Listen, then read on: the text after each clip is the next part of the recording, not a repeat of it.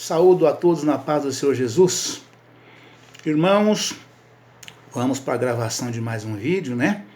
Nesse momento nós vamos meditar na palavra de Deus, que está em Mateus, capítulo 19, dos versículos 1 até o 9. E o título da mensagem é Acerca do Divórcio. Amém, irmãos? Aleluia, Jesus, louvado seja Deus, glória a Jesus. Que diz o seguinte: E aconteceu que, concluindo Jesus esses discursos, saiu da Galiléia e dirigiu-se aos confins da Judéia, além do Jordão. E seguiram-no muitas gentes, e curou-as ali. Então chegaram ao pé dele os fariseus, tentando-o e dizendo-lhe: É lícito ao homem repudiar sua mulher por qualquer motivo? Ele, porém, respondendo, disse-lhes: Não tendes lido que no princípio o Criador os fez macho e fêmea? E disse: Portanto, deixará o homem pai e mãe, e se unirá à sua mulher, e serão dois numa só carne. Assim, não são mais dois, mas uma só carne. Portanto, o que Deus ajuntou, não separe o homem. Disseram-lhe eles: Então, por que mandou Moisés dar-lhe carta de divórcio e repudiá-la? Disse-lhes ele: Moisés, por causa da dureza do vosso coração, vos permitiu repudiar vossa mulher, mas ao princípio não foi assim. Amém. Louvado seja Deus. Aleluia, Jesus. Graças te dou, meu Pai. Glória a Deus. Então, irmãos, a gente vê nessa palavra, né? Os fariseus, né? Chegando aos pés de Jesus, né? E para tentá-lo, né, a respeito acerca do divórcio, né? E Jesus respondeu essas coisas todas, né? Dizendo: Aconteceu que, concluindo Jesus esses discursos, saiu da Galiléia e dirigiu-se aos confins da Judéia do Jordão, né? Quais os discursos que Jesus tinha concluindo, né? Ele concluiu dizendo, né, no vídeo anterior, né? Assim vos fará também meu Pai Celestial, se do coração não perdoardes cada um a seu irmão as vossas ofensas, né? Então, assim que Jesus terminou esses discursos, eles saíram, né, e foram para a Galiléia, né? Aconteceu que, concluindo Jesus esses discursos, saíram da Galiléia e dirigiu-se aos confins da Judéia, além do Jordão. Ou seja, saíram da Galiléia e foram para os confins da Judéia, além do Jordão, né? E seguiram-no muitas gentes e curou-as ali. Né? Então chegaram ao pé dele os fariseus, tentando e dizendo-lhe, né? É lícito ao homem repudiar sua mulher por qualquer motivo? Ele, porém, respondendo, disse-lhes: Não tendes lido que no princípio o Criador os fez macho e fêmea? E disse: Portanto, deixará o homem pai e mãe e se unirá à sua mulher, e serão dois numa só carne. Assim não são mais dois, mas uma só carne. Portanto, o que Deus ajuntou, não separe o homem. Coisa linda, né, irmãos? É coisa tremenda, né? O homem precisa meditar muito nessa afirmação de Jesus, né? Porque a coisa é muito mais séria do que parece, né? O casamento hoje está banalizado, está uma coisa assim, uma coisa à toa, descartável, né? De todas as formas, né? E o homem, ele perde o reino dos céus por causa desse procedimento, né? Eu estou falando homem, mas trata-se, como disse Jesus aqui, macho e fêmea, né? Então, homem e mulher nos cônjuges é tudo uma só carne, uma coisa só, né? Disseram-lhe eles: Então por que mandou Moisés dar-lhe carta de divórcio e repudiá-la, né? Os fariseus tentando Jesus, o fez esta pergunta dessa forma, né? Mas a palavra já explica que eles fizeram assim, eles chegaram para tentar Jesus mesmo, né? Glória a Deus, aleluia, Jesus. Disse-lhes ele: Moisés, por causa da dureza do vosso coração, vos permitiu repudiar vossa mulher, mas ao princípio não foi assim. E continua dizendo: eu vos digo, porém, que qualquer que repudiar sua mulher, não sendo por causa de prostituição, e casar com outra, comete adultério. E o que casar com a repudiada também comete adultério. Então, irmãos, a coisa é séria, né? A coisa é muito séria e nós precisamos ter muita responsabilidade, né? Ao escolhermos uma jovem para casar, um jovem para casar, né? Porque a coisa é muito mais séria do que parece, né? Então, antigamente, as jovens, né? Valorizava muito a virgindade, né? E hoje não está mais sendo dessa forma, o conceito mudou, né?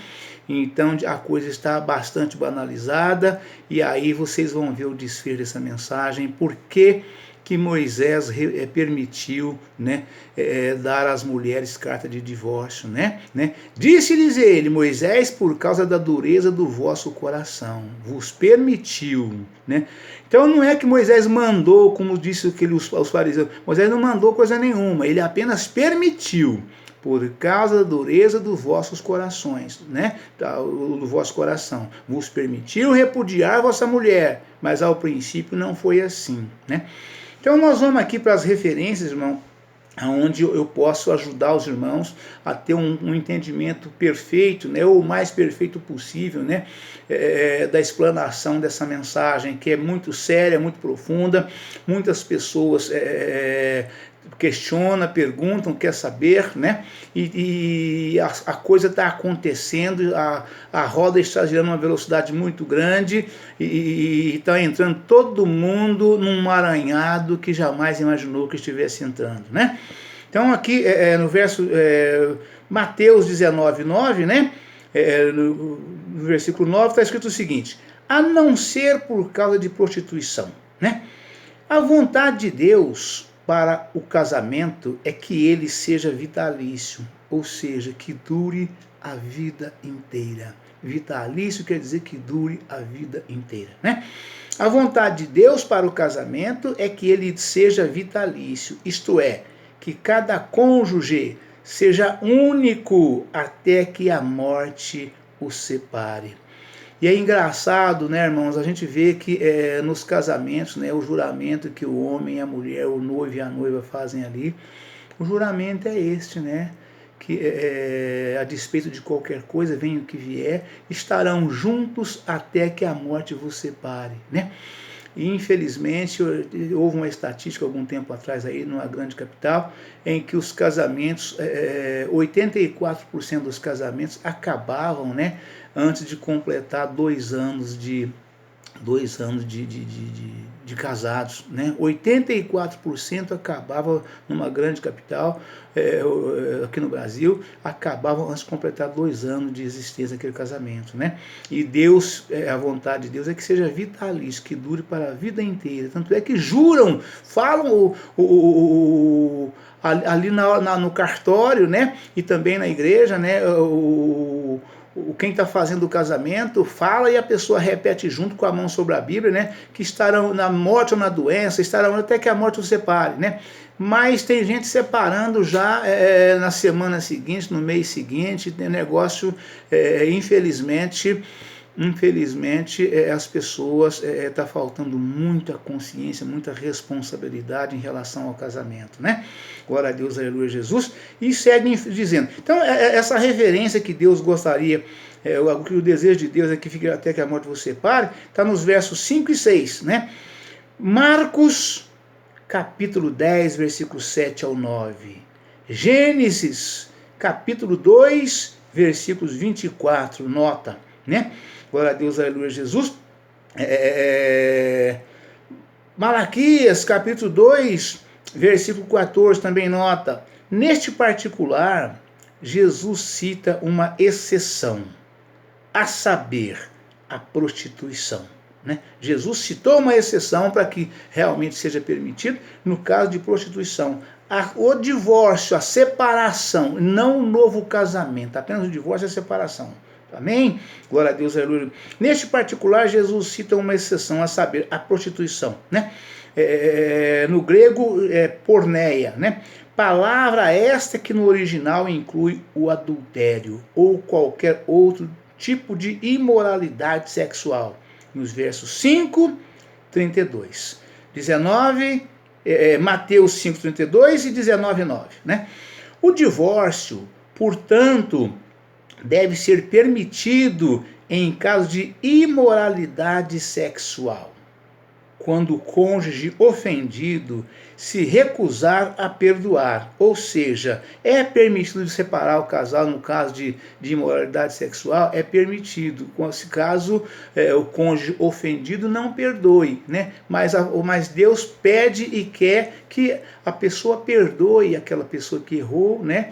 E não seja concretizado o divórcio, que permaneçam juntos, né? Que ali sentam, conversam, se entendam, façam o juramento ali que quiser fazer, se der conta de cumprir, ou se tiver fé, que vai cumprir, né? Que está arrependido, que não vai acontecer mais, né? E Deus quer que perdoe e continue. Né? Tanto é que Deus, quando há o divórcio, né, e o casal separa, né, qualquer tempo que a pessoa divorciada quiser voltar, aquela que pecou contra o outro, quiser se arrepender e quiser voltar, Deus manda aceitar. Deus manda aceitar, né? Há legitimidade nisso, tá bom, irmãos? Tá? Glória a Deus, aleluia, Jesus. E aí a palavra continua dizendo, né? O divórcio, portanto, deve ser permitido em caso de imoralidade sexual, quando o cônjuge ofendido se recusar a perdoar, né? Aí então concede-se o divórcio, né? Quando Jesus censura o divórcio, em Mateus 19, 8, 9, não estava referindo-se à separação por causa de adultério, mas ao divórcio como permitido no Antigo Testamento, em casos de incontinência pré-nupcial. O que é isso, pastor Israel? Incontinência pré-nupcial. Incontinência pré-nupcial é quando os noivos, né, estão se preparando para casar, né, e o noivo acredita que a moça é uma jovem virgem, né, e após o casamento ser realizado, ele constata que a moça não era virgem como ele pensava. Ele esperava casar com uma moça virgem e achava que fosse, e não fosse. Então, nesse caso, é permitido o divórcio. Então, chama incontinência, né? Glória a Deus, aleluia, Jesus. Incontinência pré-nupcial, né? Constatada pelo marido após a cerimônia do casamento. Porque antigamente, irmãos, tinha um valor imensurável a virgindade da moça. Era coisa extremamente séria, né? Era da maior gravidade quando acontecia, né? De um casal de namorados, né? Casal de namorados cometerem o adultério, cometer ali o ato sexual antes do casamento. Então eram obrigados a casar o jovem com a jovem, né? Eram obrigados a casar, não tinha como escapar, né? Eu conheço história, conheço o caso de pessoa que foi assassinado porque recusou casar e os pais mataram o jovem porque não quis casar com a jovem. Esse jovem que não quis casar, ele era comprometido com uma outra jovem, não tinha como ele voltar atrás, já estava noivo com outra jovem e aconteceu. Então, antigamente era assim, não tinha como fugir. Se acontecesse, não tinha como fugir do casamento, né? Agora fugiam muitos, né? Muitas vezes as pessoas queriam casar, não tinha condição de fazer o casamento, o rapaz catava a moça e fugia, os pais iam atrás, levavam todo mundo para a delegacia e faziam o casamento na marra lá e não precisava fazer festa nenhuma, despesa nenhuma, e estavam casados. Eram obrigados a casar, chamava-se honra da moça. Tanto é que os filhos de Jacó, os dois filhos mais velhos de Jacó, né, quando Jacó saiu dali junto de Labão, seu sogro, né, e foi para Canaã, Chegando lá, uma das filhas mais velhas de Jacó juntou com um rapaz da região, aí não era permitido, e os dois filhos mais velhos, por causa da honra da irmã, mataram o rapaz. Está aqui na Bíblia, está escrito, é uma mensagem que eu vou trazer qualquer dia também, vocês vão estar tendo conhecimento do que eu estou falando, né? Então, a virgindade da moça era coisa extremamente séria, né? Era assim, de um valor imensurável para todo mundo, né? Todo mundo valorizava de forma extraordinária, né? O jovem, o noivo, então, ele ficava maravilhado, aguardando o dia de casar com aquela jovem, para tê-la nos seus braços, né? Com todo o direito permitido pela lei dos homens e de Deus, né? E que era que fosse uma jovem virgem, como ele imaginava, né? Então, de modo que, nesse caso, a concessão de Moisés, a permissão de Moisés dada ao povo na época, lá, o povo de Israel, foi nesse caso, não foi para que casasse e depois separasse, divorciasse, não. Foi para que, em caso de incontinência nupcial, aí fosse permitido o divórcio. O rapaz casava com a jovem, achando que a jovem era virgem, depois que casava, constatava que não era, aí ele tinha o direito de se divorciar daquela jovem. Então, foi esse o divórcio permitido. Então, vou passar para os irmãos aqui todas as referências, para os irmãos depois procurar e encontrar. O divórcio, portanto, deve ser permitido no caso de imoralidade sexual, quando o cônjuge ofendido se recusar a perdoar. Quando Jesus censura o divórcio, em 19:8-9, não estava referindo-se à separação por causa de adultério, mas ao divórcio como permitido no Antigo Testamento, em casos de incontinência pré-nupcial, constatada pelo marido após a cerimônia do casamento. Deuteronômio 24:1. Amém, irmãos? Glória a Deus, aleluia, Jesus. A vontade de Deus em tais casos era que os dois permanecessem juntos. Todavia, ele permitiu o divórcio por incontinência pré-nupcial. Repete mais uma vez, por causa da dureza de coração das pessoas. Versos 7 e 8, né? No caso de infidelidade conjugal, depois do casamento, o Antigo Testamento determinava a dissolução do casamento com a execução das duas partes culpadas. Ou seja, não tinha esse negócio de cometer adultério, né, e apenas separar, não. No Antigo Testamento, o divórcio que Moisés permitiu, né, quando um casal, foi o pré-nupcial, o permitido, mas quando um casal, um dos cônjuges, né, saía fora do casamento e se prostituía, né, cometia adultério, né, aquele cônjuge que cometeu adultério junto com o outro que cometeu, né, seja ele o homem ou a mulher, ambos eram mortos. Eram levados à praça e juntava todo mundo e matava apedrejado. Tanto é que Maria Madalena, né, para os católicos, a Santa Maria Madalena, né, Maria Madalena, ela foi pega em adultério. Né, foi pega em adultério, aí todo aquele povo todo ali, os homens das leis, escribas e fariseus, né, pegou ela juntamente com a multidão e levou onde Jesus estava e falou para ela: pegamos esta aqui no ato do adultério.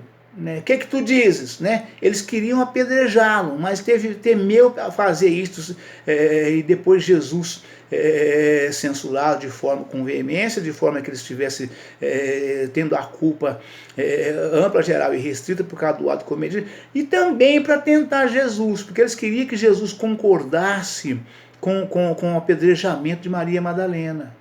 Eles queriam, né, que Jesus concordasse que ela fosse apedrejada ali na praça, todo mundo apedrejando, né? E essa mensagem também é uma outra mensagem, mas faz parte aqui da explanação.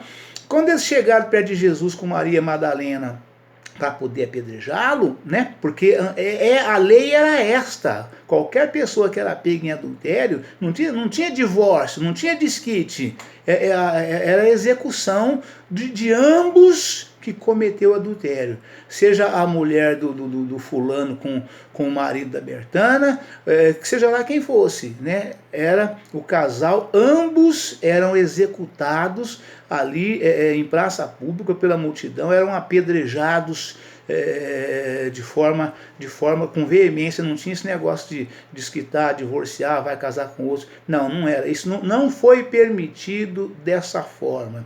E sim o divórcio por incontinência pré-nupcial. O divórcio de casados após decorrer algum tempo, se acontecesse, eram apedrejados. Quem tinha cometido adultério com o seu companheiro de adultério. E aquele cônjuge que ficava vivo, esse sim podia casar de novo. Porque seja a mulher ou seja o marido tivesse sido morto por causa do adultério, né?